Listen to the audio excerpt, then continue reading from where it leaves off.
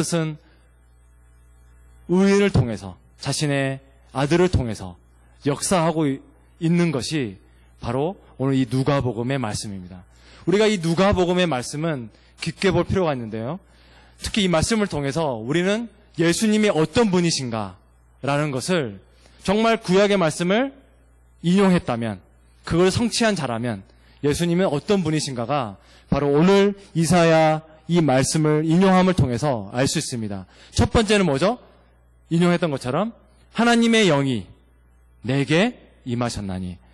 우리 예수님은 어떤 도덕가라든지 내가 돌을 닦아서 산속에서 몇십 년간 있다가 나타나서 내가 구원자를 한 것이 아니라 바로 하나님의 영이, 성령 하나님이 내게 기름을 부으셔서 바로 나는 성령의 기름 부은 자다라는 것이 바로 오늘 이 인용을 통해서 예수님이 이 나사렛 회당에서 보여주고 계시는 것입니다.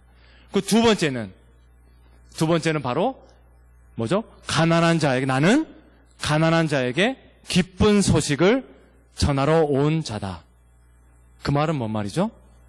바로 구약에서 그토록 갈망했던 참된 선지자가 바로 나다는 것이죠. 바로 예수인, 바로 나다. 그리고 마지막 세 번째는 뭐죠? 바로 억눌리고 포로된 자를 내가 하나님의 능력으로, 성령의 능력으로 내가 너희를 바로 지금 이 순간, 내가 임재하는 이 순간에 바로 너희를 해방시키러 온 사람이 바로 나다. 예수 그리스도시다. 그래서 우리는 예수님의 이 말씀을 통해서 우리는 예수님의 귀한 것을 깨달을 수 있습니다. 뭐죠? 바로 하나님은 참된 구원자이시다.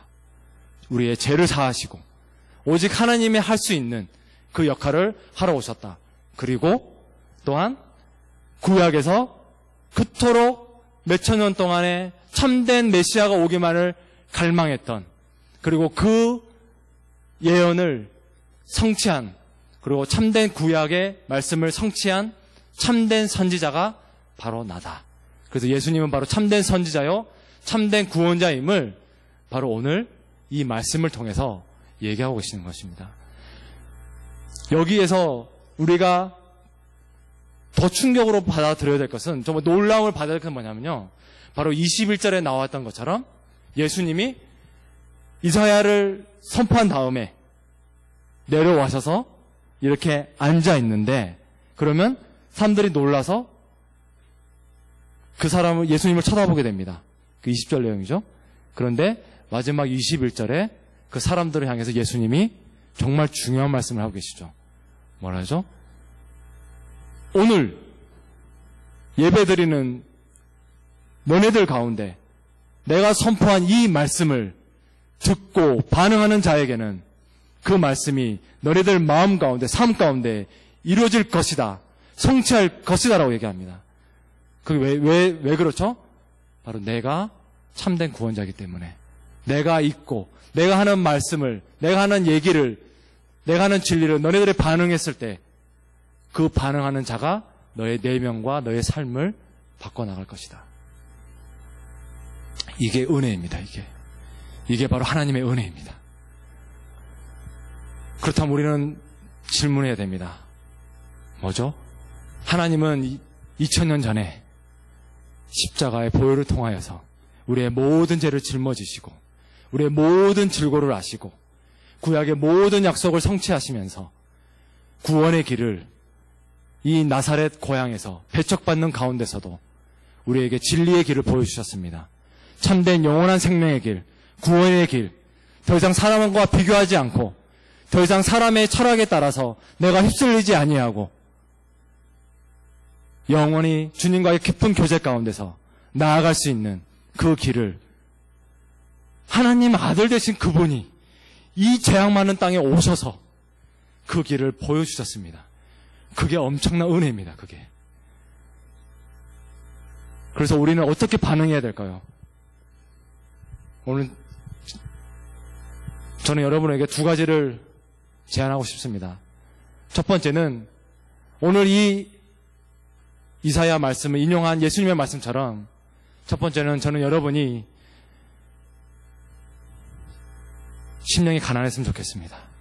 마음이 가난했으면 좋겠습니다. 하나님의 말씀의 성취는 예수님이 오셔서 여러분의 마음을 치유하고 회복시키는 것은 여러분의 마음을 열지 않는 한, 여러분이 교만한 가운데 세상의 돈과 권력과 그런 것을 추구하며 사는 한 여러분이 교회 10년, 20년 다녀도 절대 역사는 일어나지 않습니다. 그렇기 때문에 지금 한국교회와 모든 것이 교회를 다녀도 세상에서 지탄을 받는 것이 바로 그런 것이 아니겠습니까? 우리 삶 가운데서 예수님의 역사가 일어나지 않기 때문에, 순종하지 않기 때문에. 여러분, 오늘 주님은 말씀하십니다.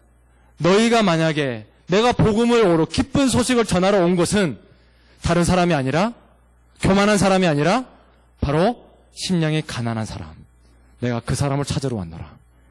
그리고 그 사람은 당연히 나는 주님밖에 살 수 없어, 나는 주님의 은혜는 어쩔 수 없어, 나는 주님의 은혜가 필요해, 나는 그분 없으면 나는 정말 죄악 가운데서 살아갈 수밖에 없는 존재야. 주님 저 살려주세요. 주님 저 오늘도 은혜 주세요. 오늘 예배 가운데 저 주님 만나야 됩니다. 그래야 저 오늘 예배 끝나고 난 다음에 한 주가 더 살아갈 수 있습니다. 하나님 힘주세요.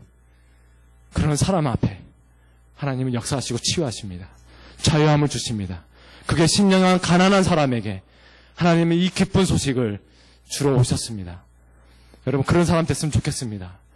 여러분 이 텐트를 살아가실 때에 여러분 언젠가 우리 하나님 앞에 신바닥 서게 됩니다. 우리는 나그네 인생이에요. 오늘 얘기에서 말씀하시잖아요. 너네들의 정체성은 나그네다. 언젠가는 하나님 앞에 심판 때 서게 될 수밖에 없는, 어쩔 수 없죠. 우리는 죽음을 향해 달려가는 어쩔 수 없는 나그네입니다. 근데 뭘 이렇게 붙잡고 있습니까 지금? 우리 마음이 심령이 가난해야 됩니다. 어떻게든 하나님의 은혜 가운데 여러분이 그걸 강구했으면 좋겠습니다. 오늘 예배 가운데 그 마음으로 주님 앞에 나아갔으면 좋겠습니다. 이 말씀에 여러분이 반응했으면 좋겠습니다. 그리고 두 번째, 여러분의 예수님이 여러분에게 도전하는 것은 바로 예수님이 진정한 자유와 회복을 주시기 온 목적은 바로 여러분 가운데 외적으로, 내적으로 지금 얽매여 있고 포로되어 있고 죄의 종로로 타고 있는 그런 어두운 가운데서 신음하고 있는 그런 포로된 것을 해방시키기 위해서 오셨습니다. 여러분, 우리는 정말 죄로 점철되어 있는 사람이기 때문에 이 어거스틴이 그렇게 얘기했죠. 우리는 하나님의 은혜가 떨어져 나가면 우리 몸 자체는 그냥 죄덩어리다, 죄덩어리. 예, 죄덩어리라고 얘기합니다. 그래서 첫 번째 우리가 가난한 마음을 품고, 두 번째는 우리가 주님을 믿고 있지만 어느 순간인가 이 레위기처럼 하나님의 약속하신 말씀 다 잊어버리고, 첫사랑을 다 잊어버리고, 구원의 간격 다 잊어버리고, 어느덧 하나님의 사랑과 은혜를 다 잊어버리고 세상의 풍조에 따라서 살아가다가 결국 하나님의 은혜가 떨어져 나가니까 뭐죠?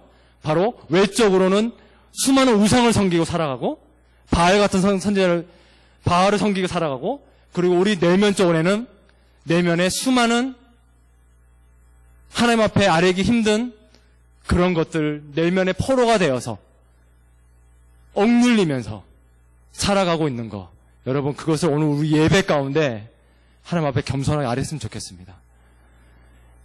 우리 주님이 그거를 참된 자유와 해방을 주시기 위해서 오셨습니다.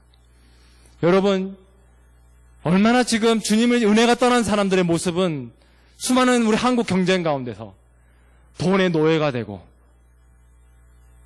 그리고 권력의 노예가 되고, 지금 교회도 보십시오. 얼마나 하나님의 은혜가 떨어져 나간 수많은 목회자들과 수많은 영적인 지도자들이 정말 추악하고 사람들한테 말하기도 힘든 그러한 안 믿는 사람들에게 정말 지탄을 받을 수밖에 없는, 어떻게 보면 정말 안 믿는 사람도 더해.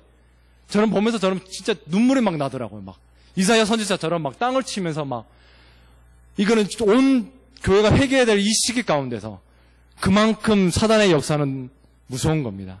하나님의 은혜가 떨어져 나간 자들은 가만히 놔두지 않습니다. 여러분을 포로로 만들 것입니다. 우상 숭배하게 만들 것입니다. 음행하게 만들 것입니다. 돈의 노예가 하게 만들 것입니다. 다른 세상의 어떤 학위라든지 사람의 인정의 욕구에 목말라서 결국엔 살게 만들 것입니다. 그럼 우리 외적인 것만 있나요? 내적인 문제는 얼마나 심각합니까? 내적인 도덕적인 질병, 윤리적인 질병, 하나님의 말씀에 순종하지 않아서 모든 것이 깨어지고 전부 다 브로큰되어 있는, 저도 브로큰되어 있습니다. 인격이 브로큰되어서 인내심이 없고 그런 브로큰되어 있는 우리 도덕적인 질병이 얼마나 많습니까? 저는 최근에 한국에서 일어나고 있는 정말 충격적인 두 가지 사건을 저는 좀 접하게 됐습니다. 여러분도 아실 거라 생각하지만 첫 번째는 소위 말하는